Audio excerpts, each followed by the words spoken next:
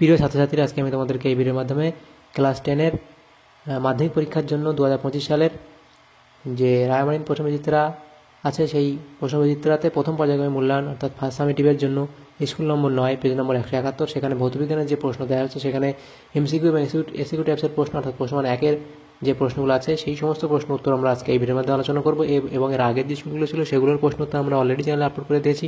তো তোমরা সেগুলো আমাদের প্লেলিস্ট থেকে সেই প্রশ্ন উত্তরগুলো দেখে নেবে। তো আজকে দেখো আমাদের 9 নম্বর যে স্কুল, 9 নম্বর স্কুলের মধ্যে দেখো 9 নম্বর স্কুলে কী বলা হয়েছে, Raiganj coronation high school.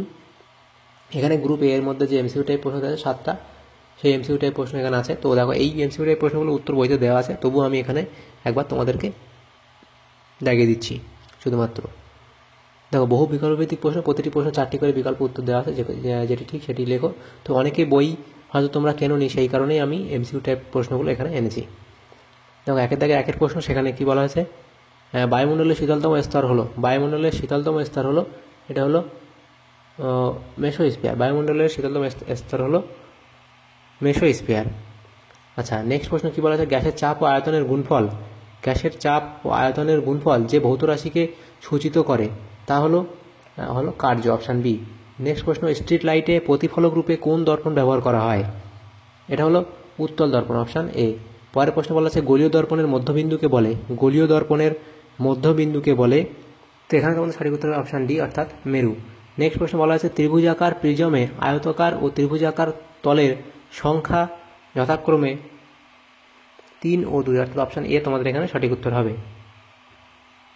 Next প্রশ্ন কি বলা যায় 1.6, ক্ষারীয় মৃত্তিকা ধাতু হলো, ক্ষারীয় মৃত্তিকা ধাতু হলো, এখানে অপশান তোমার NaCl এবং K।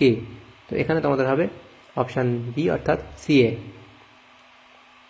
নেক্সট প্রশ্ন কি বলা হয়েছে দেখো, সর্বাধিক আয়নীভবন বিভব বিশিষ্ট মৌলটি হলো Fi, He নাকি Na। তো এখানে তোমাদের সঠিক উত্তর হবে হিলিয়াম, অপশান সি। তাহলে এমসিকিউ টাইপ প্রশ্নগুলো এখানে হয়ে গেল। এর পরের যে প্রশ্নগুলো আছে সেগুলো আমরা দেখে নেব গ্রুপ বি। এই গ্রুপ বি এর মধ্যে আমাদের এখানে 9টা 1 নম্বর প্রশ্ন আছে। দ্বিতীয় দিকের প্রশ্নে কী বলা আছে, নিম্নলিখিত প্রশ্নগুলি উত্তর দাও, বিকল্প প্রশ্নগুলি লক্ষণীয়।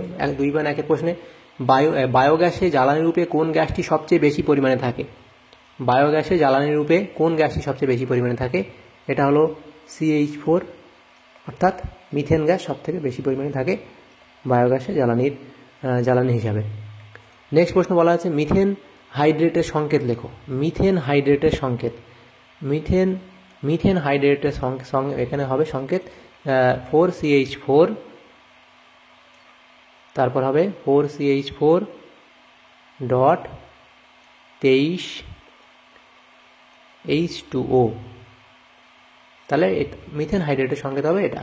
নেক্সট প্রশ্ন, প্রমাণ বায়ুমণ্ডলীয় চাপের মান টর এককে কত, প্রমাণ বায়ুমণ্ডলীয় চাপের মান টর এককে কত, এটা হলো 707 টর।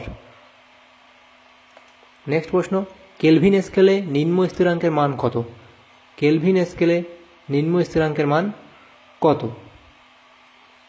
0K বা -273 ডিগ্রি সেলসিয়াস। তো এটা লেখা তোমার দরকার নেই, তো তোমরা এটা লিখবে 0K। অথবা দিয়ে প্রশ্ন কী বলা আছে, সেন্টিগ্রেড স্কেলে উষ্ণতা 10 একক বৃদ্ধি পেলে কেলভিন স্কেলে কত বৃদ্ধি পাবে। তো এখানে তোমাদের বৃদ্ধি পাবে, দেখো 273 সাথে আমাদেরকে 10 যোগ করতে হবে, তাহলে কেলভিন স্কেল হবে, আমরা সেন্টিগ্রেড থেকে কেলভিনে কনভার্ট করতে হবে, তাহলে আমাদের 283 কে হবে, কেলভিন স্কেলে বৃদ্ধি পাবে এত। শূন্যস্থান পূরণ করো, সেখানে বলা আছে উত্তল দর্পণের বক্রতা কেন্দ্র প্রতিফলক তলের ড্যাশ থাকে, প্রতিফলক তলের পিছনে থাকে। নেক্সট প্রশ্ন বলা আছে পরম প্রতিসরাঙ্ক বলতে কি বোঝায়। তো এই প্রশ্ন উত্তর তোমরা বইতে সংজ্ঞা হিসাবে পেয়ে যাবে, পরম প্রতিসরাঙ্কের সংজ্ঞা সেটা তোমরা লিখে দেবে। অথবা এই প্রশ্ন ছিল কাঁচ সাপেক্ষে জলের প্রতিসরাঙ্ক 8/9 হলে জল সাপেক্ষে কাঁচের প্রতিসরাঙ্ক কত হবে, এটা তোমাদের জাস্ট উল্টে যাবে, 9/8 হবে। পরের প্রশ্ন আছে কি, অবতল দর্পণের সাহায্যে বস্তুর সদ ও বিবর্ধিত প্রতিবিম্ব পেতে হলে বস্তুর অবস্থান কোথায় হবে। আচ্ছা, আবার পড়ো, এই প্রশ্নটা বলছে অবতল দর্পণের সাহায্যে বস্তুর সদ ও বিবর্ধিত প্রতিবিম্ব পেতে হলে বস্তুর অবস্থান কোথায়। আচ্ছা, এটা হবে বক্রতা কেন্দ্র ও ফোকাসের মধ্যে রাখতে হবে। বক্রতা কেন্দ্র ও ফোকাসের মাঝে বস্তুকে রাখতে হবে। ফোকাসের মাঝে, ফোকাসের মধ্যে রাখলেই হবে, ফোকাসের মধ্যে রাখতে হবে। নেক্সট প্রশ্ন বলা আছে চতুর্থ পর্যায়ে মৌলের সংখ্যা কয়টি? চতুর্থ পর্যায়ে মৌলের সংখ্যা কয়টি? চতুর্থ পর্যায়ে মৌলের সংখ্যা কয়টি? এটা হবে 18টি। অর্থাৎ এই প্রশ্ন ছিল আধুনিক দীর্ঘ পর্যায় সারণীতে অতি দীর্ঘ পর্যায় কোনটি? আধুনিক দীর্ঘ পর্যায় সারণীতে অতি দীর্ঘ বলা আছে পর্যায় কয়টি? আচ্ছা, অতি দীর্ঘ পর্যায় কোনটি? এটা হবে 6 নম্বর পর্যায়টি।